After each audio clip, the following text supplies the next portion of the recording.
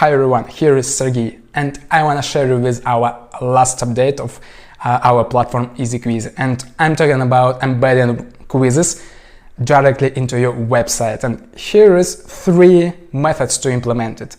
First of all, it's about classic embedding your quiz into any page of your website and any place of your website. So the second one, it's about button on your website. So you can set your own style of button and to implement it in any place of your website, and clicking on this button of course leads to open pop-up window with the quiz.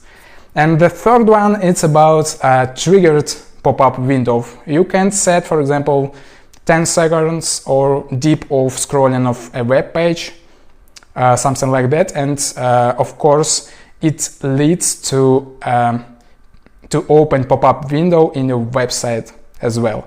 So all instructions are available in our help center, and just try it. It's a cool feature, and have a nice day.